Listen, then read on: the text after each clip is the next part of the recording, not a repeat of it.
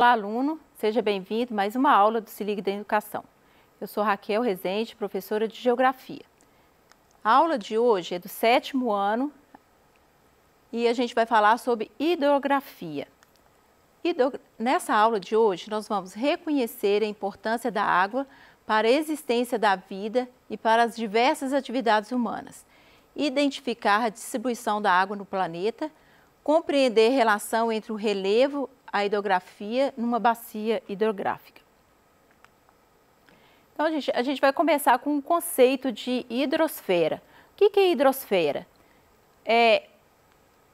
Hidro é água, né? Esfera é a camada de água. Então, a gente vai falar da camada de água da Terra, que é todo esse conjunto de água que a gente tem na Terra. Tanto as águas doces quanto as águas salgadas. Então, hidrosfera é a camada de água do planeta Terra, formado pelas águas dos oceanos, mares, rios, lagos, geleiras, vapor de água presente na atmosfera e pelas águas subterrâneas.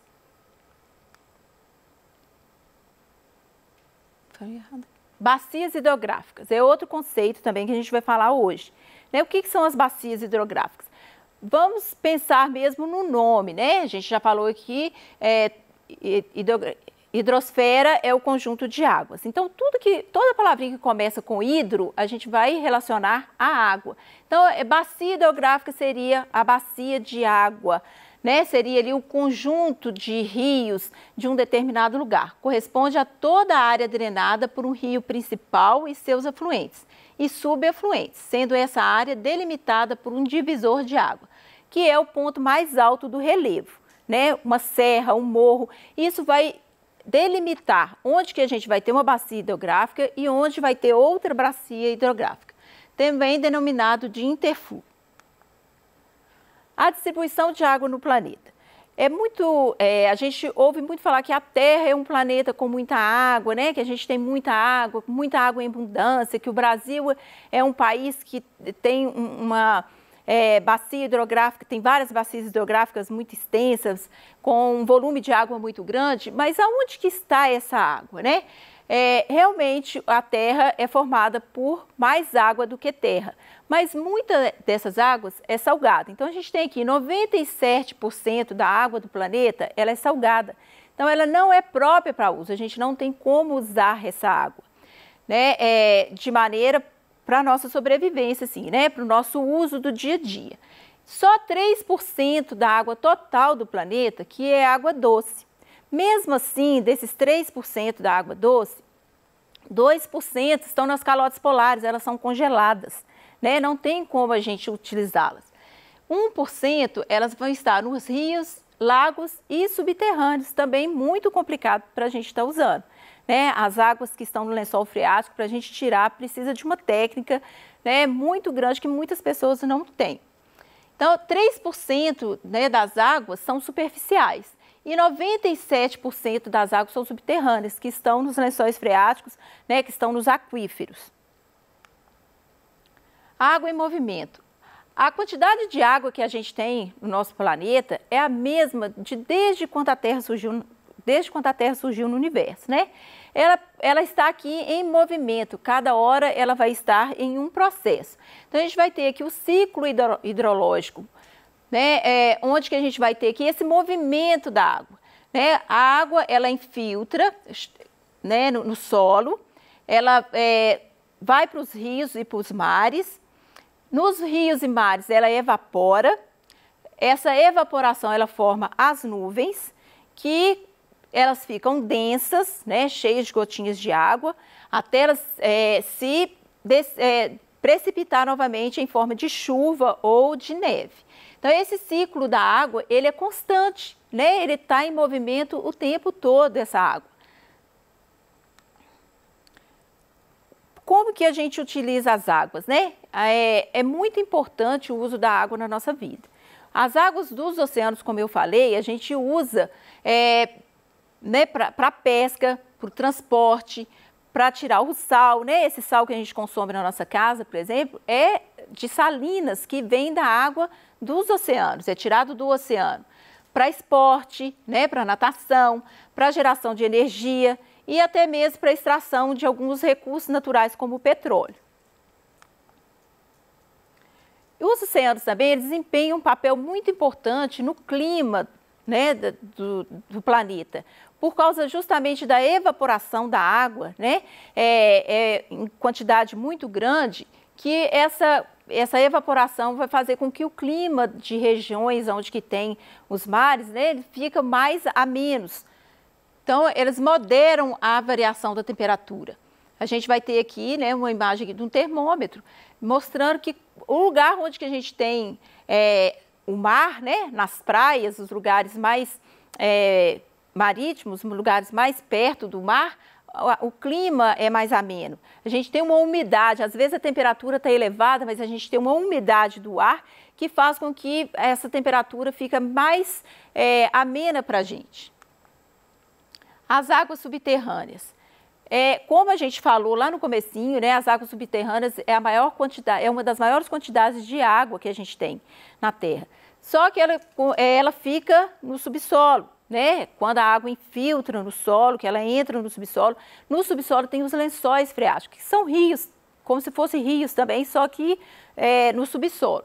As águas subterrâneas, então, parte das águas das chuvas que infiltram no solo, formam reservatórios subterrâneos de água doce, que são os aquíferos. Né? A água dos aquíferos, ela alimenta os rios e lagos, sendo também extraída para o uso do homem.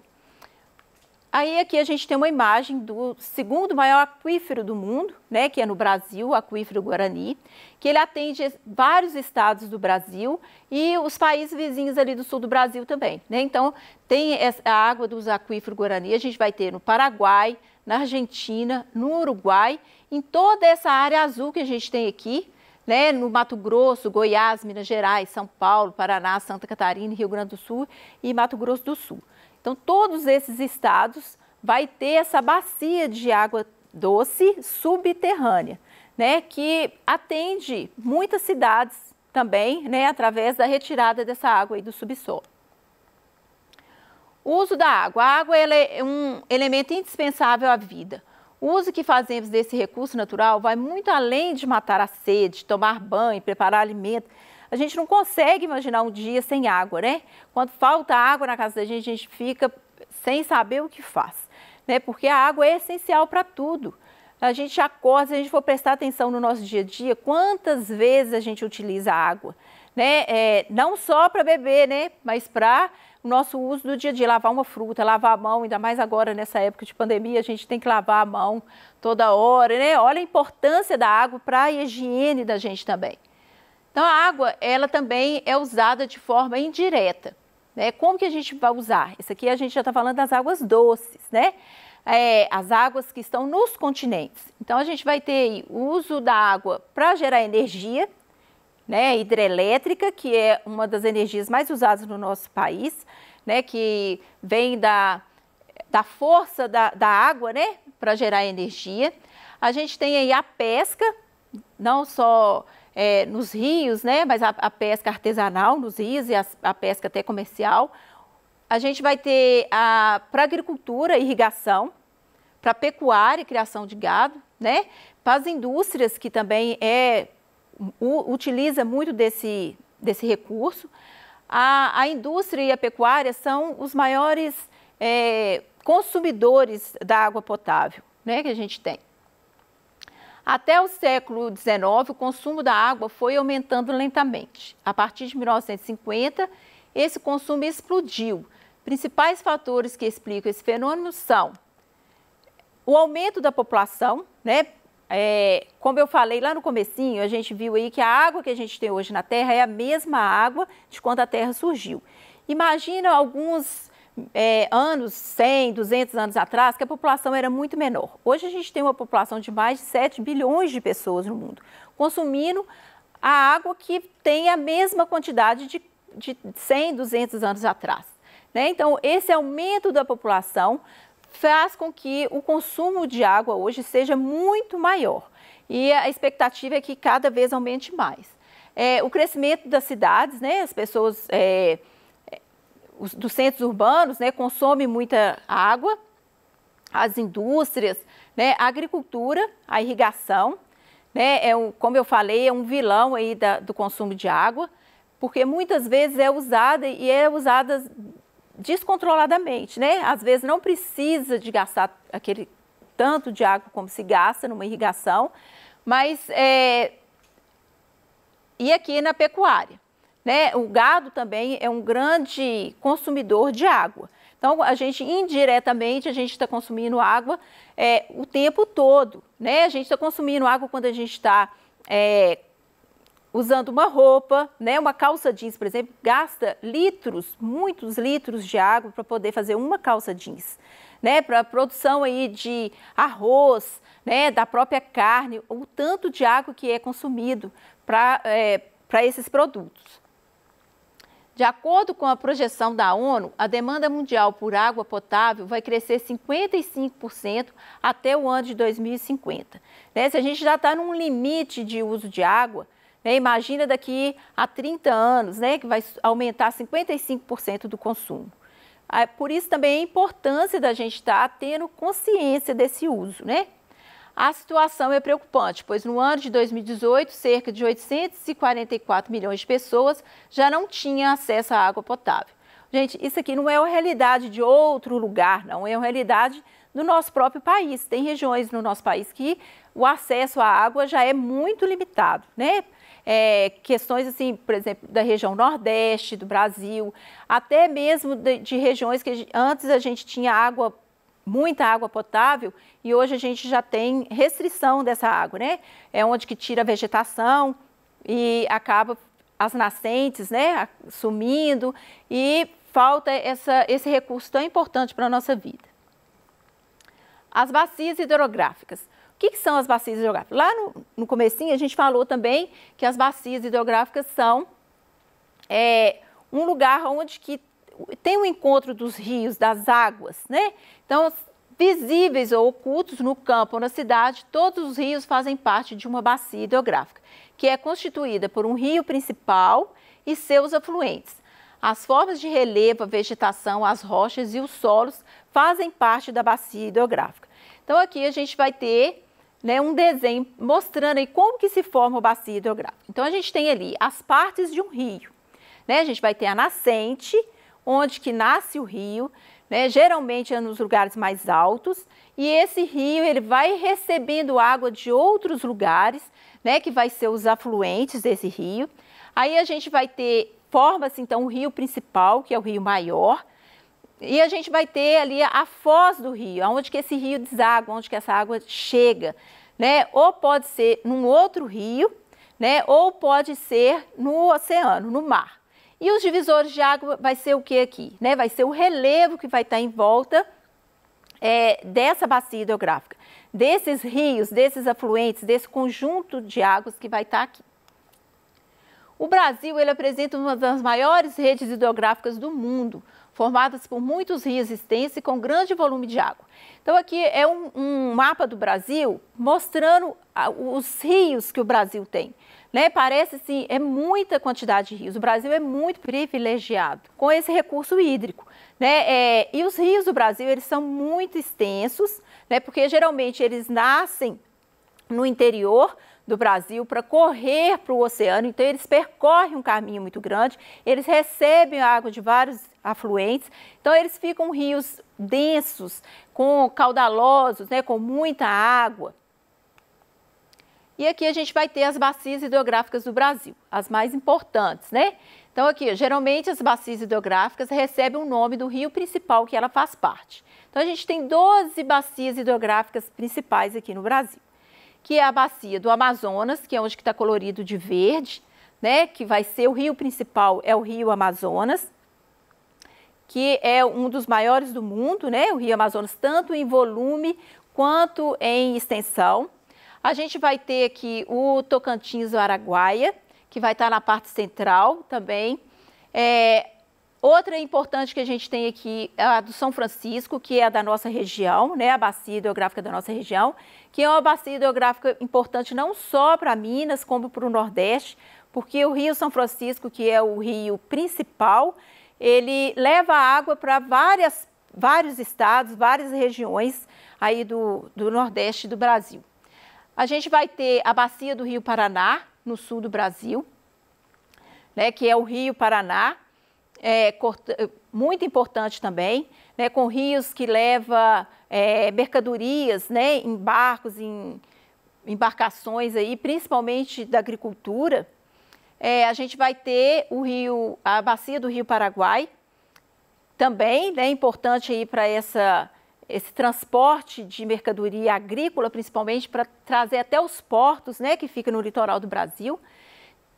E a importância da água, né, como eu falei aí, da consciência que a gente tem que ter para essa água, para essa água chegar para todos, né? Água potável. Quando a gente fala que a água potável está acabando no mundo, não é que a água está acabando no mundo, não é a água em si, né? A água potável, a água pura, a água que dá para o nosso consumo.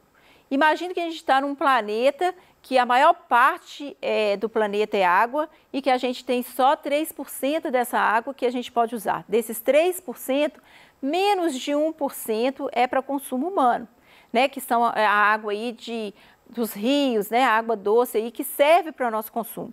E como que a gente tem que ter, né, essa consciência da importância dessa esfera da vida, né? Que é a hidrosfera, que é a hidrografia, para o nosso dia a dia aí. Aqui, ó, eu vou voltar aqui um pouquinho. Aqui nesse mapa, né, olha a quantidade de rios que o Brasil tem. O rio Amazonas, os rios a maioria deles, quando a gente vê assim, né, eles estão desaguando no rio principal, né, que vai desaguar no oceano. Vai levar todos aí para o oceano. Aqui, gente, eu vou voltar aqui um pouquinho para estar falando aqui dessas bacias hidrográficas, né, do curso desse rio. Então, no curso do rio, a gente vai ter as margens do rio, né, a margem direita, a margem esquerda.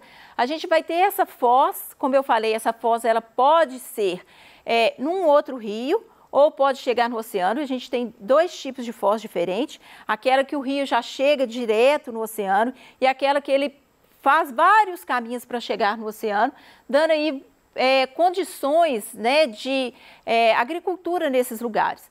As margens de rios, geralmente, elas são muito férteis, né? E essas águas são usadas hoje, como a gente estava falando aí, na irrigação da agricultura. Então, os rios são muito importantes, não só para nós, né, para nosso abastecimento de água.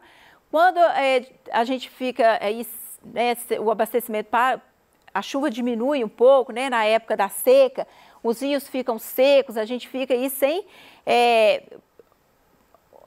ter como utilizar a água do nosso dia a dia do jeito que a gente usava antes, né? Então, a gente tem que ter essa consciência que a água é para todos, né? E que a gente tem que fazer o uso adequado dessa água. Então, aqui a gente vai ter aí as minhas referências, né, da aula, onde que vocês podem consultar também. Vocês têm o PET, né, esse assunto foi tratado no PET da semana 1, e vocês podem estar, né, questionando, fazendo as atividades, e qualquer dúvida a gente está aqui para auxiliar vocês. Até a próxima aula. Muito obrigada. Fique em casa e conte comigo.